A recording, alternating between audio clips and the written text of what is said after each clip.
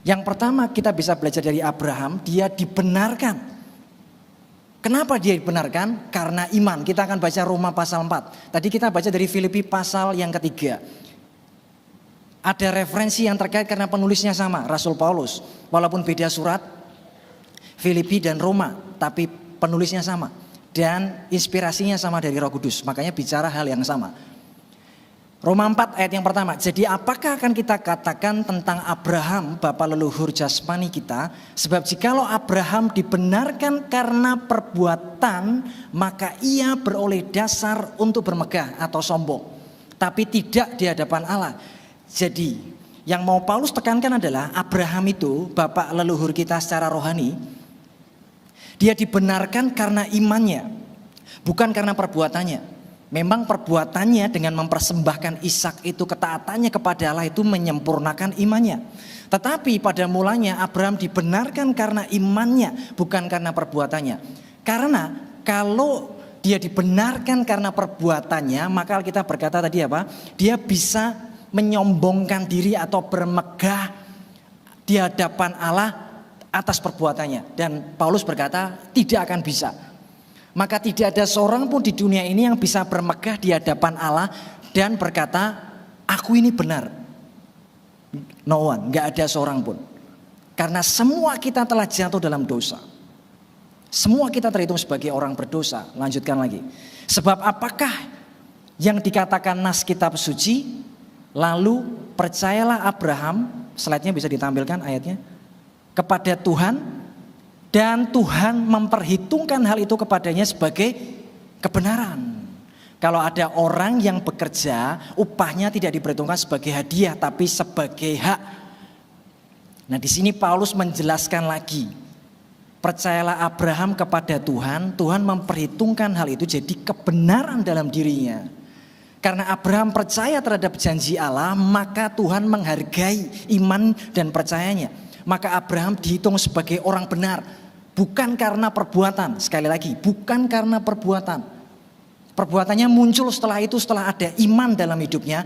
Ekspresi imannya perbuatan. Tapi bukan perbuatan itu yang membenarkan dia. Perbuatan itu mengekspresikan imannya Abraham. Jangan dibalik.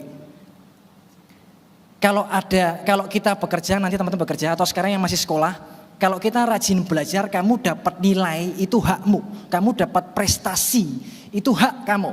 Karena kamu belajar, mengerjakan tes, mengerjakan ujian, lalu sekolahmu, gurumu memberikan prestasi, nilaimu A, B, atau 100, atau 90, itu hak.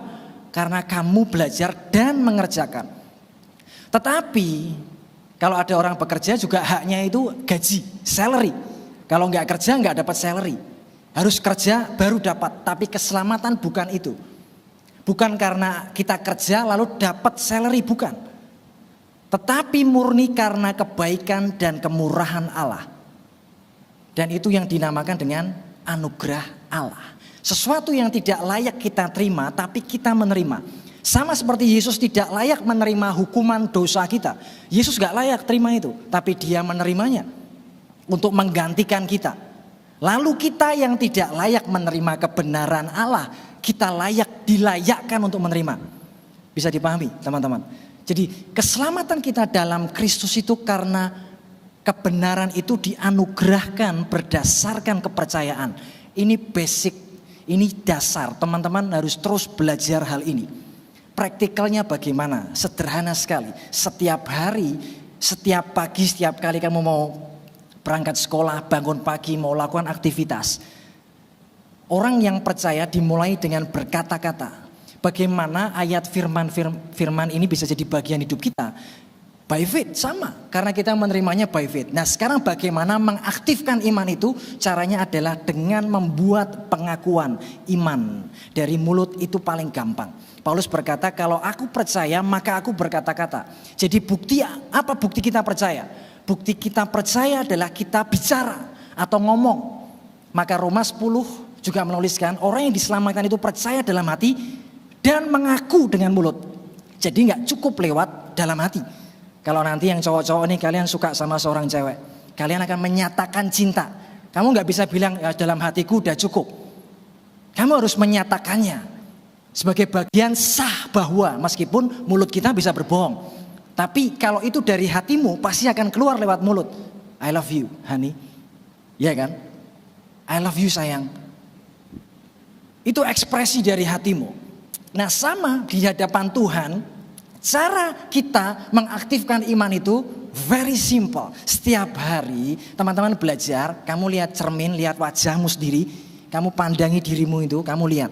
Kamu orang yang diberkati Allah di dalam Kristus Yesus. Kamu orang yang dibenarkan Allah dalam penebusan Kristus. By faith. Karena anugerah. Anugerah itu apa sih? Pemberian freely, cuma-cuma. Diberikan. Jadi semua bisa menerima. Tidak cuma saya atau satu orang atau si A atau si B. Semua kita kalau kita mau buka hati. Dan saat itulah kamu akan menerima kebenaran dari Allah. Bisa di next slide? Oke, tampilkan lagi. Roma 4 ayat 5. Tapi kalau ada orang yang tidak bekerja, namun percaya kepada Dia yang membenarkan orang durhaka, imannya diperhitungkan menjadi kebenaran. Jadi berdasarkan imannya. Yang pertama, ini core of the core dari the gospel, Injil Allah yang menyelamatkan. Jadi kita bukan diselamatkan ketika kamu sudah melayani, ketika kamu sudah memberikan persembahan, ketika kamu sudah memberikan persepuluhan. Jauh sebelum itu Allah mengasihi hidupmu. Saat kamu memberikan hidupmu buat Dia, saat kamu percaya akan Dia dan menerima kasih dan cintanya, di momen yang sama kamu diselamatkan. Karena pengorbanan Kristus itu sempurna. Setelah kita diselamatkan, maka ekspresi imanmu itu akan keluar. Dan terbukti dari pelayananmu, dari persembahanmu. Itu baru kelihatan nanti. Tapi pada awalnya by faith. Righteousness by faith.